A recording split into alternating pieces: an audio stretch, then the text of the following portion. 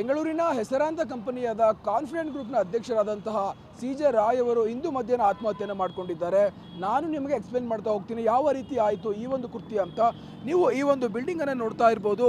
ಏನು ಕಾನ್ಫಿಡೆಂಟ್ನ ಮುಖ್ಯ ಕಚೇರಿ ಇದು. ಈ ಒಂದು ಕಚೇರಿಯಲ್ಲಿ ಇಂದು ಮಧ್ಯಾಹ್ನ ಸುಮಾರು 1 ಗಂಟೆಯ ಸುಮಾರಿಗೆ ಏನು ಕಾನ್ಫಿಡೆಂಟ್ ಗ್ರೂಪ್ನ ಅಧ್ಯಕ್ಷರಾದಂತಹ ಸಿ.ಜೆ. ರಾಯ್ ಅವರು ಬಂದಿದ್ದಾರೆ.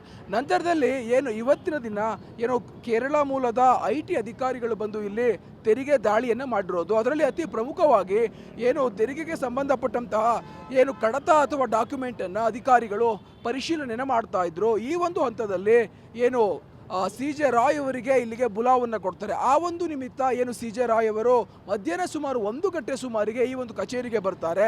ಆದರೆ ಬಂದ ನಂತರದಲ್ಲಿ ಕೆಲವೊಂದು ಮಾತಿನ ಚಕಮಕಿಗಳು ಸಹ ಆಗುತ್ತೆ. ಯಾಕಂದರೆ ಸಿ.ಜೆ. ರಾಯ್ ಅವರು ಕರ್ನಾಟಕದಲ್ಲಷ್ಟೇ ಅಲ್ಲದೆ ಬೇರೆ ಬೇರೆ ರಾಜ್ಯಗಳಲ್ಲೂ ಕೂಡ ಈ ರೀತಿಯ ಅಂದರೆ ರಿಯಲ್ ಎಸ್ಟೇಟ್ ಉದ್ಯಮವನ್ನು, ಅದೇ ರೀತಿ ಫ್ಲ್ಯಾಟ್ಗಳನ್ನು ನಿರ್ಮಾಣ ಮಾಡಿ ಮಾರುವುದಾಗಿರ್ಬೋದು, ಈ ರೀತಿ ಉದ್ಯಮವನ್ನು ಮಾಡ್ಕೊಂಡು ಬಂದಿದ್ದಾರೆ. ಹೀಗಾಗಿ ತೆರಿಗೆ ವಂಚನೆ ಆಗಿದೆ ಅಂತ ಒಂದು ಆರೋಪದ ಮೇಲೆ ಏನು IT ಅಧಿಕಾರಿಗಳು, ಕೇರಳದ IT ಅಧಿಕಾರಿಗಳು ಬೆಂಗಳೂರಿನ ಈ ಒಂದು ಕಚೇರಿಯ ಮೇಲೆ ದಾಳಿಯನ್ನು ಮಾಡ್ತಾರೆ.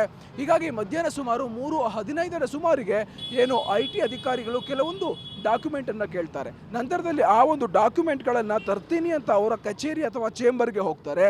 ಆದರೆ ಅದೇ ಚೇಂಬರ್ನಲ್ಲಿ ಅವರು ತಮ್ಮ ರಿವಾಲ್ವರ್ನಿಂದ ಶೂಟ್ ಔಟನ್ನು ಮಾಡ್ಕೊತಾರೆ. ಹೀಗಾಗಿ ಏನು ಅಧಿಕಾರಿಯಾದಂತಹ ಕೇರಳ ಮೂಲದವರು ಇಲ್ಲೇ ಇದ್ದಾರೆ. ಅದೇ ರೀತಿ ಸುಮಾರು 2 ಅಧಿಕಾರಿಗಳನ್ನು ಬೆಂಗಳೂರು ಸಿಟಿ ಪೊಲೀಸರು ವಶದಲ್ಲಿ ಇಟ್ಕೊಂಡು ಸಾಕಷ್ಟು ರೀತಿಯ ವಿಚಾರಣೆಯನ್ನು ಮಾಡ್ತಾ ಇದ್ದಾರೆ.